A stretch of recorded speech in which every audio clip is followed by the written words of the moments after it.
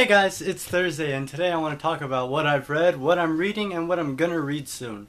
But first, sadness. You know, yesterday was a very hard day for me, as I'm sure it was for many of you. We learned that Ray Bradbury had passed away at age 91.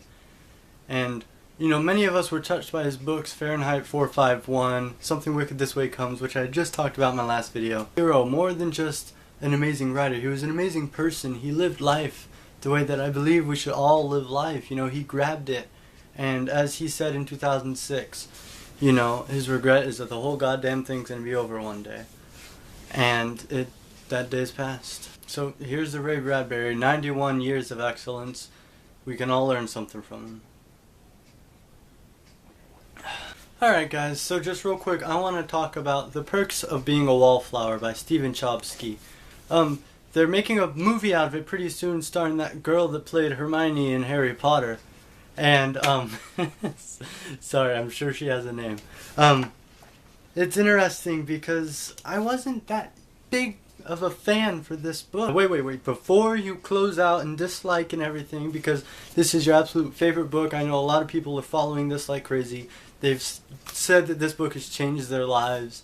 You know, that's fine. Stay with me. So this book revolves around this kid named Charlie, and he's writing letters to us personally, the readers, starting on the night before he starts his first year of high school to the end of his school year, freshman year. He meets a set of friends and he learns to socialize and to be with the crowd and, you know, kind of comes to being a person, which is awesome. The reason I disliked the book the most, I have to say, was all the extreme, you know, the sexual ideas and jokes in here, the drug use.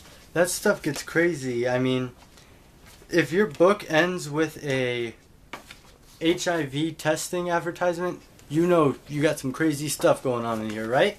And the movie, I don't know if you guys know this or not, but this movie, Stephen Chbosky is writing the screenplay for that as well, and he managed to get it to a PG-13 rating, which is crazy if you've read the book. The idea, the letters, I enjoyed that. That was nice. But I gotta say, the main character, Charlie, he seems he has a mental disease. I'm almost sure of it. It's not spelled out in the book, but he has something going on. I'm not sure if he's on the autism spectrum, but just the way he just follows blindly and thoughtlessly. I don't know if I'm overanalyzing it or anything there, but let me know in the comments below. What do you guys think? Is he somewhere on the autism spectrum, or am I just looking into it and he's just got a crazy case of the YOLOs? And I'm currently reading The Bell Jar by Sylvia Plath. It was written in, I believe, 1971.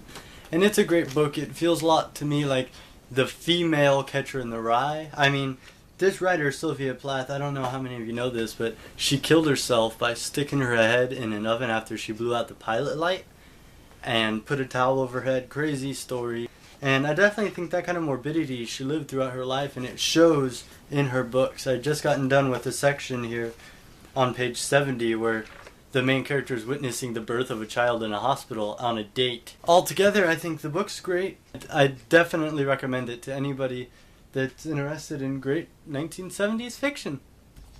It's kind of ironic, the day before Ray Bradbury died, I purchased some books through Amazon for a book. In that set of books, we had a couple of Ray Bradbury books. We had Dandelion Wine, one of my favorite summer reads to begin with, and its sequel, Farewell Summer, which, you know, once you think about that title now, it's almost like gut-wrenchingly accurate of how we all feel right now with Ray Bradbury's death. So that's my TBR pile. That's what I plan to read soon, is, you know, absorb and in memory think of Ray Bradbury, as I hope all of you do too, because he was a great writer. His sci-fi was amazing, but his more realistic work was impeccable.